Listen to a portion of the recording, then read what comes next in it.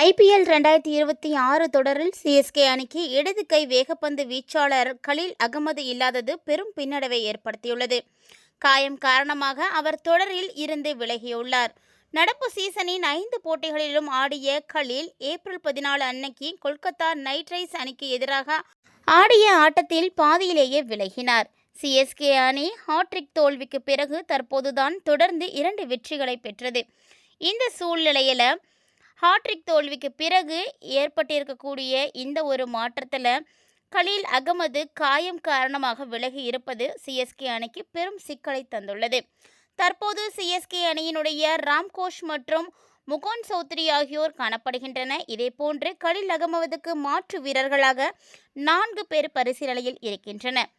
சேதன் சகாரியா இடது கை வேகப்பந்து வீச்சாளரான இவர் கலீல் அகமதுக்கு ஒத்து மாற்று ஆவார். ஐபிஎல் 2026 ஏலத்தில் ரூ.75 லட்சம் அடிப்படையில் விலையுடன் விற்கப்படாமல் போனாலும் 2025 சையத் முகாஷித் அலி கோப்பையில் 7 போட்டிகளில் 12 விக்கெட்டுகளை கைப்பற்றினார். புதிய பந்தில் பந்தை ஸ்விங் செய்யும் திறன் பெற்ற இவர் ஒரு வலுவான தேர்வாக இருக்கின்றார்.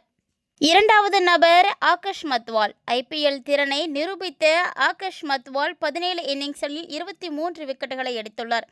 கடைசி ஓவரில் அபாயகரமான யாக்கர்களுக்கு பெயர் பெற்றவர். ஐபிஎல் 2026 புள்ளி விவரங்கள் சுமாராக இருந்தாலும் 4 போட்டிகளில் 4 விக்கெட்டுகள். சிஎஸ்கேவுக்கு எதிராக 3/29 மற்றும் 2023 எலிமினேட்டரில் 5/5 என்ற சாதனை அவரது போட்டியில் வெல்லும் திறனை நிரூபிக்கின்றது. சமிர்ஜித் சிங் மூன்றாவதாக இருக்கக்கூடிய நபர். சிஎஸ்கேவுக்கு பழக்கமான முகம்தான் இந்த முகம்.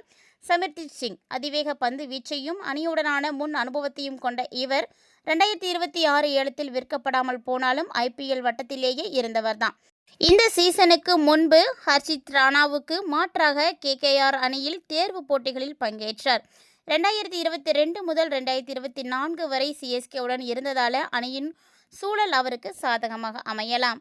கடைசியாக கமலேஷ் நாகர்கோடி. இந்திய ஆல்ரவுண்டர் கமலேஷ் நாகர்கோடி இவர் 2025 சிஎஸ்கே அணியில் இடம்பெற்றிருந்தார். ஆனால் இந்த ஆண்டு ஏலத்தில் விற்கப்படவில்லை.